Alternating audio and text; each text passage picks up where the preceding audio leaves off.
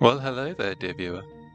Welcome back to Otter Horror, and welcome back to our Festive Frights series, where we take a detour from the well-worn cobbles of well-wishers and carolers down the dark alleys of dread, where the ghosts are anything but holy.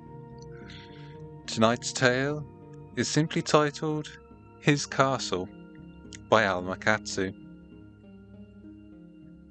It starts with banging at the door. We expected as much. We'd been warned on our first night in this small Welsh village down at the Bloody Highwayman, the village pub. It's decorated for Christmas, garlands strung over the bar and festive red bows on each of the taps. The barkeep wore a red Santa hat at a rakish angle. There'll be revellers coming to your door one night, the barkeep had said as he drew a lager for my husband Trevor. Nothing to fret about. Like carolers? Trevor had asked. The man behind the bar had laughed. Not exactly. It's more of a local tradition. Marie-Louise, the grey mare. You'll see, if they show up at your door, just give them a pint or a nip and they'll be on their way. We hear as they approach, all drunken laughter and careless footfall echoing down the cobbled lane. We're outside of Llanbrach, not far from Caerphilly, which is just north of Cardiff. If asked, we tell people we're here for the holidays, Christmas Day and Boxing Day until the New Year, that we needed to get out of London for a while, and that we found Wales restorative. Uniquely restorative, you might say. We're both from here originally, though it was a long time ago. We've no relatives left to visit. Something besides familial obligation draws us back to the ancestral sod. Something not so easily explained. We've rented a proper old cottage for our stay, just down the road from a local baronial estate, Phillips Hall. We could have stayed there, rented a room in the drafty wing they let out to guests, but found this place on Airbnb, a barely renovated farmer's shack. It's got low beams and tiny rooms, and the only heat source is the cast iron wood burner tucked in an ingle nook.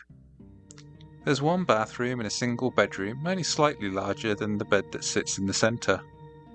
According to the listing, it dates to the 1700s, but to me, it feels like home. I'm interrupted in the middle of my thoughts by the knocking. Bang, bang, bang. The revellers the barman warned us about. Why have they picked this house, I wonder? It's not festive looking. Not compared to some of its neighbours, which glitter with strings of fairy lights and ornaments that wink from behind a window. The people who live there are likely far more to be celebrants and would welcome waysailers. Our rented cottage is cheerless, a blank slate. There is no peephole in the thick front door. Whoever has come to our cottage, they're on the threshold. We can hear them shuffling noisily about. The voices are male and thick with drink. Bells jingle as feet stomp on the slate walk. There's phlegmy throat coughing, hocking, spitting. Open the damn door, one of them finally growls. We know you're in there. It's bloody cold out here. Hairs rise on the back of my neck. I can feel Trevor's presence close beside me. Go ahead and open the door, Kate. I could use a good laugh, he says. When I open the door, I'm confronted by a spectre. A huge white horse's skull dances high overhead. It's smooth and pure alabaster, like a sculpture, with its gaping nasal cavity and narrow, elongated jaw. Shiny glass ornaments have been placed in the empty eye sockets, and realistic leather ears have been fastened on top, making the skull look bizarrely alive. It grins down on me. A voluminous white sheet had been fastened behind it, shrouding a reveller who hoists it up and down on a pole. Ribbons festooned with bells flutter from its crown. It is frightening and festive at the same time. Even though I knew they were coming, I stagger back at the sight of that glowing white skull. This elicits a snigger from the two revellers flanking the ghoulish hobby horse. Custom dictates that they be dressed in costumes, something like Morris dancers. but they've barely put in any effort. Only one of them has tied ribbons around his biceps and at the knees, though the two we can see have smeared paint all over their faces. God only knows about the one under the sheet. It's the Mary Louise, come to decide whether good fortune will smile on ye in the new year, one of the revellers bellows like he's the town crier. He looks to be in his mid-30s, with wiry ginger hair and an overgrown beard like a thorn bush. His eyes are on fire. He's already been celebrating, I think. They try to push their way into the house, but Trevor squeezes in front of me, blocking their narrow threshold. What do you think you're doing? Don't be a poor sport. You're supposed to fate us, the second man says. He's shorter than the ginger man and wears a knit cap over greasy brown hair. Trevor crosses his arms over his chest. From my understanding of the tradition, you're supposed to entertain the homeowners, and if you're good, they'll invite you in. You're being rather lazy about it, don't you think? Then we'll give you a rhyme, and you give us one in return, the ginger man says. I'm afraid I don't do rhymes, Trevor smirks. Are you sure you know what you're doing here? The fire in the ginger's eyes turns into a belligerent gleam. You're Londoners, aren't you? I can tell from your accents. And that posh car parked out front. Ah, that explains how they decided on this house. The ginger man continues. Mary Louise is a Welsh tradition. What would you know about it? Trevor's smile is confident. Fighting with the locals is a great sport to him, but I wish he would stop. We're here for a reason, and these men are not a part of it. Our quarrel lies elsewhere. Oh, we've been to Wales a time or two. Besides, you're drunk. Aye, we've made a few stops already. The third man, the one under the sheet, says, his voice slightly muffled. He hiccups and stumbles back a step, the horsehead bobbing. We've been celebrating. I can see that, Trevor says. He's still blocking the door. The ginger man is trying to look inside over Trevor's shoulder. It might be ungenerous of me, but I think it's to see what we've brought with us. Our luggage is within view, 3 Carl Friedrich cases, discreet, but expensive, and Trevor's Burberry coat hangs from a nearby peg. My laptop, the latest Apple has to offer, is just visible on the table. Suddenly, I feel nervous. The 3 men on our doorstep are not moving on, and Trevor isn't letting them aside. It's a stalemate, and it's starting to feel dangerous. You're here for the holidays, the ginger says like he's telling our fortunes. We're here to fulfill a long-standing obligation, but I'm not about to tell him that. Yes, I say, hoping to make peace. We're staying for a few days. We love Wales. It's a magical place, that's for sure, the man in the cap says by rote, as though it's expected.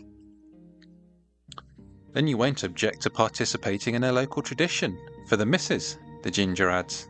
He's clearly trying to make Trevor feel like an ass for making his wife uncomfortable. I place a hand on Trevor's shoulder. Oh, do let them in. I brought the last of the Christmas cake down with us. We might as well finish it up. Trevor holds his ground for one last second before he steps aside. Ginger and the man in the cap shuffle by us, the ginger giving my husband an ill-advised smirk.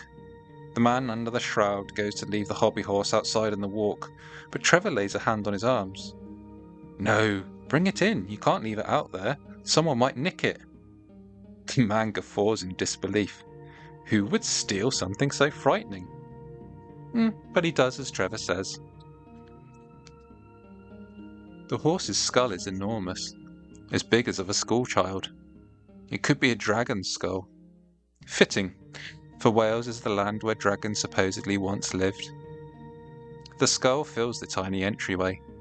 The man sets it on a bench, swathed in its white sheet, the pole now blocking access to the front door. They all troop by as I linger behind. It's the skull, calling to me. I touch the smooth bone, unable to help myself. There was a white pony grazing in the field as we drove in, on a hillside just outside of Caerphilly. A beautiful, sturdy Welsh, with thick mane and tail, snowy white against the last of the green grass. The green made the horse stand out, luminous as a dream. My throat tightened up at the sight of it. It reminded me of the horse I'd had when I was younger, a pale grey mare named Lucy. No plain chestnut or bay. Lucy was a beauty with dapples on her flanks and hindquarters. She made me feel a princess every time I rode her. It has been so long since I'd last seen her. These trips are meant to remind me of our childhood in this village and the things we did, Trevor and me. But this trip, for some reason, hits me harder than most. I felt it as soon as we crossed the border into Monmouthshire. I was only 16, Trevor a year older, when we decided we would leave Wales and make our way in the world together. By today's standards, that's too young to be doing such a daft stunt, but in those days there was barely such a thing as childhood. After swaddling, we were considered adults and our sins fell on our shoulders as adults. It all seems an impossibly long time ago. I look down again at the skull and shiver, before heading back into the kitchen. Trevor stands by the refrigerator with the men. The kitchen is not meant to hold 4 people at one time, so they are forced to stand close together.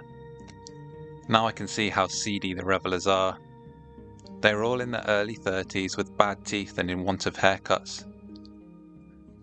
Their eyes shift as they note their surroundings. "You're Londoners, aren't you?" the man in the cap asks. "Is it that obvious?" Trevor says as he pulls bottles from the refrigerator. Our Range Rover squats in the gravel driveway like a tank. Typical Londoner's car. "We get a lot of your kind, especially this time of year," says the man who had been carrying the horse's skull. "Wales for the holidays. It's that damn Dylan Thomas story. It's made us a cliché." Ginger's face hardens by a degree. "Half the houses in town are holiday lets now. It's getting so a working man can't afford to pay no more." "Yeah, it's a problem in London too," I say gently. "Take it up with your MP," Trevor says. The man in the cap sniffs. "The man's a twat. Last of the Phillips. You know them?" "I do," Trevor replies, back stiffening as he takes another sip. "But I wouldn't call them friends." Ginger nods his head in the direction of Phillips Hall, down the road. "Then you know Clive Phillips, the second son. He's a baronet now, since his old man died a few years back." "They say he died of a broken heart after his eldest son had that accident 10 years ago," the man in the cap says. "Broke his neck falling off Gower Rock, not far from here." Sad case, those Phillips. So many untimely deaths over the generations. Some say they're cursed, I murmur. "Cursed for generations," the capped man says glumly. "If being rich is a curse, I'd like to try it," the hobby horse man says. "Clive lives in Harrogate now," Ginger continues. "Fat lot he cares about us trying to make a living out here. The estate's been turned into an Airbnb. Oh, that's the solution to all our problems, he says. Rent out your own to strangers. Easy for him. His family already own half the county. What if you can't afford a house to begin with? It's jobs we need. If they want us to stay put to tend their gardens and clean their holiday lets and make the place all charming and pretty for the guests," Ginger says with a snarl. I'm sympathetic. It was jobs we needed too, back in the day. But the peerage always told us we were responsible for our own problems. We didn't work hard enough. If we just wouldn't drink so much, we could afford a good pair of shoes. Ginger may be nursing his grievances, but the other two continue to peer and poke. And it all falls into place. Sickeningly. Seeing them here in our kitchen, noses twitching like ferrets, it's plain. They're searching for things to steal. That's why they've painted their faces, so it'll be harder for us to identify them to the police. Robbing outsiders who come down to stay in The accursed holiday lets is a pastime for the locals. They feel entitled to the fine things that are otherwise denied to them.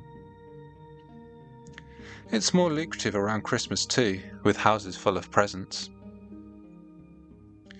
Trevor pours a draught of porter for each of them, while I slice the Christmas cake. The small kitchen fills with the scent of spices from the stale dessert. I leave a blurred thumbprint in the icing sugar as I cut it up. They're shoveling cake into their mouths when Trevor decides to ask them a question. So, tell us about your little tradition. Where did it come from? He gestures in the direction of the entry where the horse's skull sits. How does the horse head come in? Ginger grins, only too happy to school the Londoner. It's for the Feast of the Ass, isn't it? Celebrating the humble ass what carried the Blessed Virgin. Trevor furrows his brow. No, it's not. You should at least get your story straight before you go round door to door, shouldn't you? Which makes Ginger go red in the face. Well, you know about it, Londoner. This here is a local tradition. A Welsh tradition, the man in the cap adds. Right, Welsh. Marie Weed means grey mare. Trevor drains the last of the port from the bottle. It may be Welsh, but it has nothing to do with Christmas. I dare say it's pre-Christian. Pagan. Are you calling us pagans? It's the man who had been under the shroud. He's stocky, like a bulldog, but his voice is soft and high. He's impatient and in strains for a fight. His dislike of city people palpable. You should be flattered, Trevor says, pointing the bottle at his chest to make a point. The pagans were here first, before the Christians. To be a pagan is to put you in very good company. Anyway, it has nothing to do with any virgin, blessed or otherwise. You can blame it on the lord of the manor, those Phillips you hold in such low regard. Aristocrats were crazy for hobby horses back in the day. Fancy ones, all carved and painted and decorated with ribbons and whatnot. So the poor folk decided to copy them and use what they had at hand, including the bones of the old family cob. He nods in the direction of the skull. The man in the cap stares at Trevor as though he's mad. I've never heard of such a thing. What are you, a historian? Trevor shakes his head. No, but I've seen a thing or two in my time. Ginger opens his mouth to snipe back, but I can't stand to listen to their arguing any more. I creep out to the front hall, to the horse's skull. I crouch low and, careful not to jostle the bells, touch the bone again. It's like touching a relic. I press my head against its smooth surface and run my fingers down the length of it, stroking it. There is something very familiar about this skull, which is odd because I've never seen it before, obviously. But it's as though I'd known it from a previous life. After another minute or two admiring its bleached whiteness and elegant lines, its noble yet melancholy expression, I rise and look out the tiny window over the stairs. There's no car nearby. If they intend to rob us, they may have parked out of sight so you wouldn't be able to identify it. But this trio strikes me as too lazy for that. No, they plan to steal our car when they make their getaway. What will they do with us, I wonder? Tie us up and gag us? Leave us to fend for ourselves? Or maybe there's a fire. Maybe they will beat Trevor up once they've restrained him, to salve their injured pride and rape me as to assert their masculinity. Some might say we deserve it. Trevor and I are no strangers to violence. We are part of the circle of violence, and we know it is never ending. I look down at the skull at my feet and feel a pang. That pang troubles me. I don't know what it means. I creep back into the kitchen, where the conversation had continued during my absence. No one missed me, of course. They're far too busy with their manly jousting. Faces have grown redder. The three men haven't noticed that Trevor has cleverly brought them to the precipice, ready them to do what they came here for. I break into their bickering. Where did you get the horse's skull? A silence falls over them. They look uneasily at each other. From a farmer down the road, the hobby horse man finally says. They save them when their horses die, knowing they're wanted for Mary Louise. No, I say. You didn't get this from a farmer. I reach for the knife I used to cut the Christmas cake. It's still on the counter, dusted with crumbs, and point it at them. The truth. Now. Nervous looks are exchanged among the trio. Am I mad? What the hell is going on? Ginger points to Trevor. Do something about your woman. But Trevor grins. He's enjoying this. It's the man in the cap who breaks first. I had him figured for it. He's the most nervous, that one. The least sure about what they're doing. The one with a smattering of conscience left. It came from the peat bog over the hill. We pulled it from the bog. Pang returns, stabbing at my heart. Steady, I tell myself. The skull could belong to any horse. An ancient bog lies not far from this village. We were warned about it as children. Plenty of animals had stumbled into these peat bogs, are unable to get out. Humans too. The bog is deep, and if you weren't looking where you were walking, you could easily find yourself sunk to the waist in cold, muddy water with no bottom under your feet. And if you were riding across these wild, open fields, riding by moonlight, going fast and not paying attention because you were being chased, you could easily be well into the bog before you realised your mistake, before you realised there was no getting out, that there was no one to hear your calls for help, before the foul water closed over your head. Plenty of time to think about your wasted life and to beg God or the devil for a deal because you were young and you don't understand the ramifications of what you are asking for. Why me and not that bully in the castle, eating his Christmas goose? The tyrant who raises rents every year until we can afford nothing and must resort to a life of crime. Crime, they call it, when we call it survival. Where is the fairness in life? What no one tells you when you were young is that there is no fairness. None to be found in a peat bog. None to be found in a stranger's holiday let. Trevor can see that it's time. No more fooling around. All right, he says, tossing his empty bottle into the bin. You've had your cakes of ale, and I've tired of your company. So finish up. It's time you boys were on your way. As the three men grumble, I flash Trevor a look. You can't mean that. We're not going to let them go, are we? And he flashes back a look that says, not on your life. But Trevor's barely gotten his words out when Ginger reaches across his chest, deep into his coat, and then whirls around, pulling out a gun. It's an old thing, heavy and clunky, and looks all wrong in his hand. Not that we don't appreciate the hospitality, Governor, but you'll not be giving the orders anymore. By the ludicrous grin on his face, you can tell he's been dying to do this all evening. There's one more thing about this village. Not that you would know. It has been home to some famous highwaymen once upon a time. He's smug. So sure that he's now part of a glorious tradition. If he would only ask, we could tell him about the old days when there were serious consequences for burglary. The Phillips hung an iron gibbet on the road into town, and you could be locked up for stealing a loaf of bread from the master's table. I watched my father's corpse decompose until it was just a skeleton dressed in tatters. Trevor and I escaped the gibbet that night, but it didn't matter. We couldn't escape our fate. I look over at Trevor, but he doesn't so much as betray as much as a twitch. So that's what you are? A highwayman? Ginger gives him a shit-eating grin. He nudges the gun in our direction, a cocky poke. No sudden movements, neither of you. In case you can't tell, this is a robbery.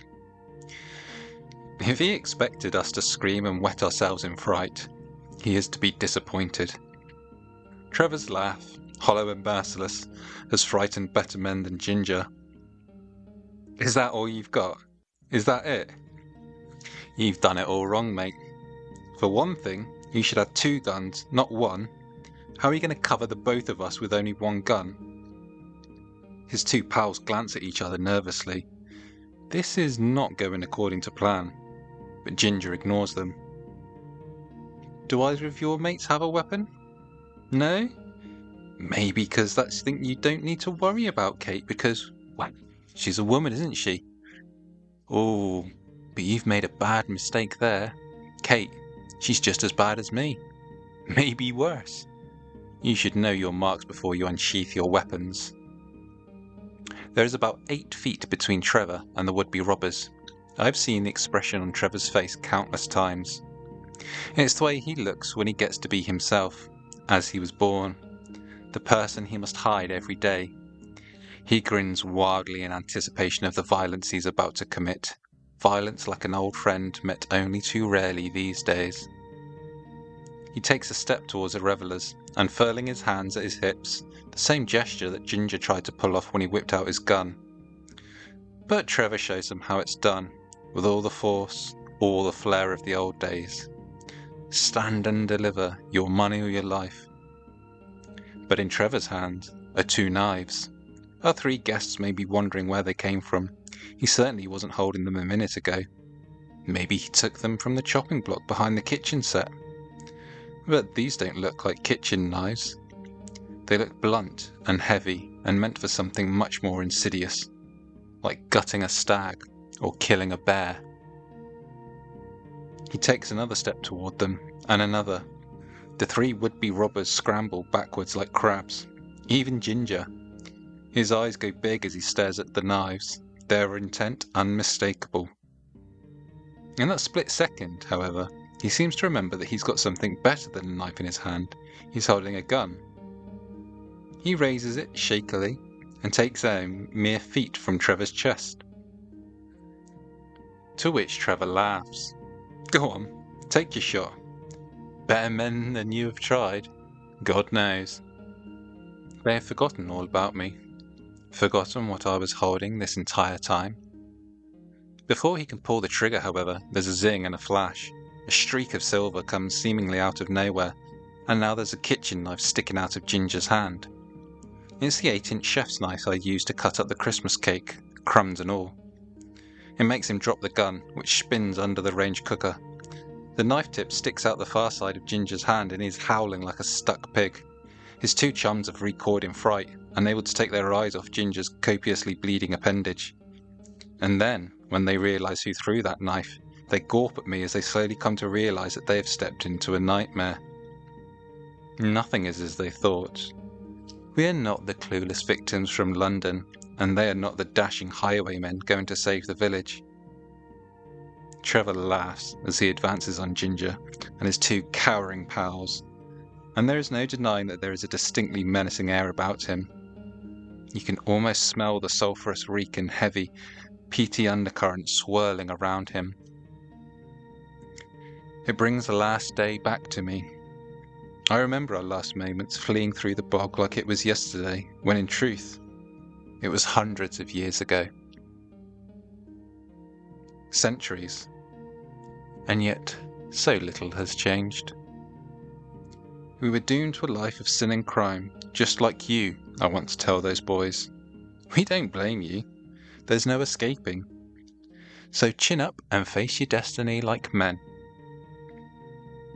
But they don't, of course. They try to run, but Trevor and I stand between them and the cottage door. There's no time to try to break the window and crawl to safety, and the nearest window is too small anyway. They can only scrabble for purchase on the oak floor, now slippery with Ginger's blood, but they're trapped in the counters and narrow confines of the kitchen. We advance on them slowly, Trevor brandishing the knives in his hands with maniacal glee. You should know better than to try and rob a man in his own home, he says to the trio. It will be the last thing they will ever hear. It may be a holiday let, but still, a man's abode is his castle, don't you know? Even for a Welshman. The slaughter takes nearly no time at all. Trevor is very good with nosedives, which were originally used for cutting up game. He disembowels Ginger because, well, let's be honest, he was begging for a comeuppance with his obnoxious behaviour. It brings a smile to Trevor's face to spill those intestines on the floor. I draw another knife from the chopping block and slit Hobby Horse's man's throat before he can call for help. And then it's a quick, mad scramble into the hallway before tackling the man in the cap and dispatching him with a bread knife to the back. It's over too soon, really, for something that only comes around every 10 years. We are wrapping the bodies in a tarpaulin when we make the decision to put them in the bog. Normally, when we return to have our revenge on the gentry, we leave our victim in the woods to be found by the police. We'd never chance that they might be resurrected as we were. They don't deserve to be. But these boys, rude as they were, well, we know in our hearts that they should have a second chance. They're no more guilty than we were when we held up carriages on the high road, fighting and clawing our way out of the desperate straits we'd been born into. The village is silent and unseeing as we load the bodies into the car. We pass dark houses, not so much as a lone light in an upstairs window to guide our way. Our vehicle is whisper quiet as we drive past farms and forest to the peat bog. We drag the bodies the last few yards after driving as close as we dare to the crumbling ground. We use the tarpaulin to roll them one by one into the loose, muddy water. Better luck in the next life, boys. Dawn is breaking as we pull up in front of the farmer's cottage. Our time back home is winding to an end. I can feel it in my bones. We pack our fancy bags and carry them to the SUV, ready to dissipate like the morning mist. There's one good thing to come out of all of this, which is that I've been reunited with my Lucy. I wrap her skull tenderly in a blanket and nestle it in the boot, ready for the trip back to London. And here ends today's tale, His Castle. A rather bittersweet story, and maybe extolling the virtues of returning to the familial home once in a while. Until next time, good evening.